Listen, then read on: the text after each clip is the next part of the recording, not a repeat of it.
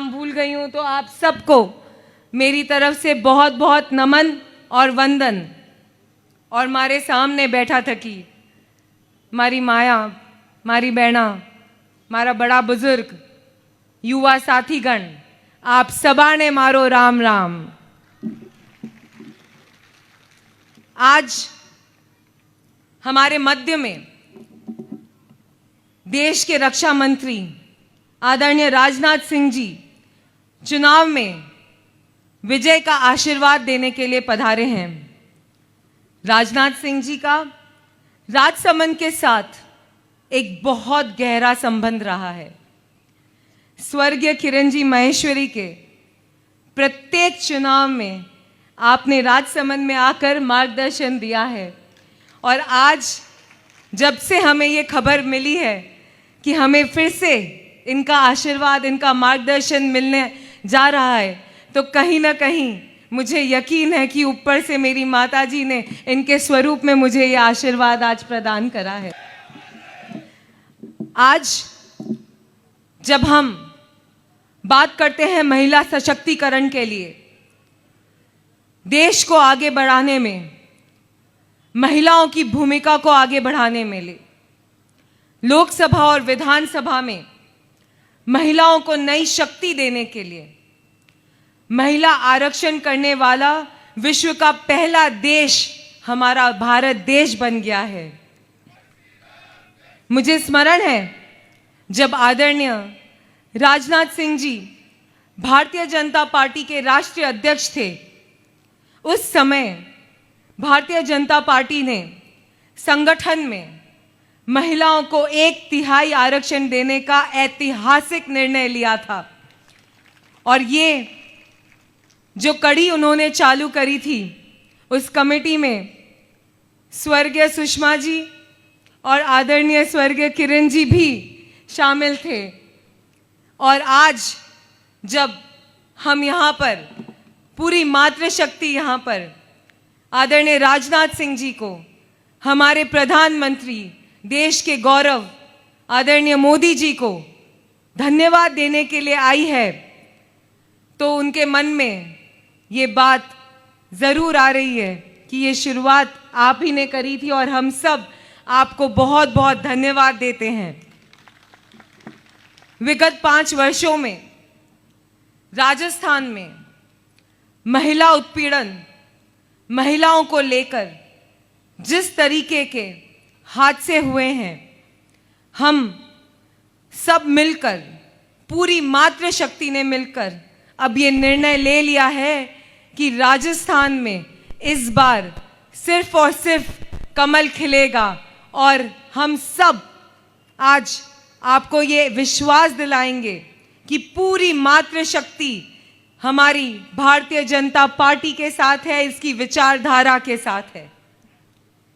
बहुत दुख होता है जब हम गांव में जाते हैं और किसान भाई हमें बिजली की शिकायत करते हैं, इस बात की शिकायत करते हैं कि हमारे बिल बहुत बढ़ गए हैं, खेतों में हमें पर्याप्त बिजली नहीं मिलने के कारण हमारी सिंचाई पूरी नहीं हो पा रही है।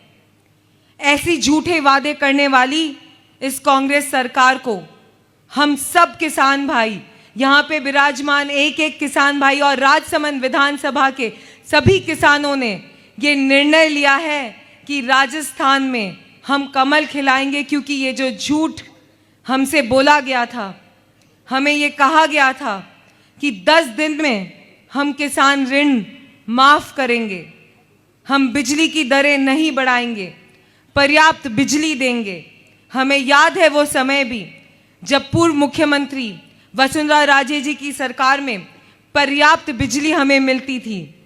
लेकिन आज ये स्थिति है कि कभी 4 घंटे और कभी 5 घंटे ही हमें बिजली मिल पाती है। यहाँ पे विराजमान इस राजसमंद की विधानसभा का एक एक व्यक्ति, एक एक सदस्य ये जानना चाहता है कि उपचुनाव में जब बड़ी बड़ी थोती घोषणाएं हुई, हमसे ये कहा गया कि आर के हॉस्पिटल में हमारे यहाँ पर मेडिकल की सुविधाएं, चिकित्सा की सुविधाएं और बेहतर कर दी जाएगी। तो हम सब ये जानते हैं कि सुविधाओं को किस तरीके से इन्होंने हमें सिर्फ और सिर्फ छला है और झूठी झूठी बातें कही है।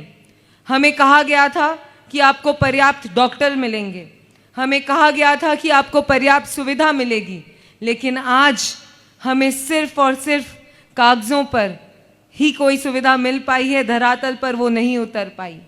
और इसका संघर्ष हम सब पिछले 2.5 सालों में करते आए हैं। बहुत दुख होता है जब ये सुनने में आता है, जब मुझे मेरी विधानसभा के, मेरे परिवार के सदस्य इन बातों के लिए फ़ोन करते हैं कि हमारे को हमारे त्योहार मनाने के लिए परमिशन नहीं दी जाती है, हमारे को हमारी हनुमान जयंती हो, चाहे नवरात्रि हो, कोई भी जुलूस निकालने के लिए छोटी छोटी समस्याओं का सामना करना पड़ता है। ऐसी सरकार का अंत तो आना तय है ही, और क्यों नहीं हो। जिस सरकार ने हमारे राम भगवान के अस्तित्व को मानने से इनकार कर दिया था, वो सरकार तो अब जाने की तैयारी में है। आप सबको आज यहाँ पर मिलकर इस बात का यकीन दिलाना है कि जिस प्रकार से एक झटके में हम सब ने मिलकर हमारे आदरणीय प्रधानमंत्री जी को इतनी शक्ति प्रदान करी कि उन्होंने 370 धारा एक क्षण में हटा दी। उन्होंने हमारे राम मंदिर को एक पल में उसको ना ही सिर्फ आज स्थापित करने जा रहे हैं, लेकिन 22 जनवरी 2024 को राजसमंद की जनता भी वो पल ज़रूर देखेगी एक साथ मिलकर कि हमारा राम मंदिर अयोध्या में किस तरीके से स्थापित होने जा रहा है। हमारे प्रधानमंत्री ने जो विचारधारा रखी, जो सोच से काम करा कि मेरी माताओं को, मेरी बहनों को पानी की इतनी बड़ी समस्या रहती है कि उन्होंने एक झटके में हर घर नल योजना हमें पहुंचाई और इतनी आसानी से 3 तलाक को हटा दिया। जो पीड़ा हमारे प्रधानमंत्री जी ने, जिनको ये नहीं पसंद कि हम उन्हें मंत्री बुलाएं, जो इस बात से संतुष्ट रहते हैं कि वे प्रधान सेवक के रूप में इस जनता की निरंतर बिना किसी छुट्टी लिए हमारी सेवा करते रहें, इस जनता की सेवा करते रहें, जिसमें हमारे रक्षा मंत्री जी ने भी, हमारे सभी भारतीय जनता पार्टी के कार्यकर्ताओं ने भी उनका सहयोग और साथ दिया है। तो आज आज़ादी की अमृत काल में राजस्थान फिर से विकास के नए युग में प्रवेश करे, इसके लिए हम सबको मिलकर डबल इंजन की सरकार बनानी है। प्रधानमंत्री नरेंद्र मोदी जी को यह विश्वास दिलाना है कि राजस्थान में नया सवेरा आने वाला है। इसके लिए सुशासन का हमें कमल खिलाना है। अंत में मैं आप सब से यही निवेदन करूंगी कि नामांकन में कुछ भी लिखो, बस नाम मोदी होगा। मेरी, आपकी और हम सब की पहचान मोदी होगा।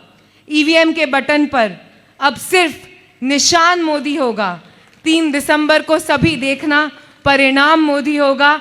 बहुत बहुत धन्यवाद। आपकी ये बेटी, आपकी ये बहन, आपके इस स्नेह को, इस आशीर्वाद को सदैव अपने दिल में रखकर आपकी सेवा निरंतर करती जाएगी। बहुत बहुत धन्यवाद, बहुत बहुत आभार।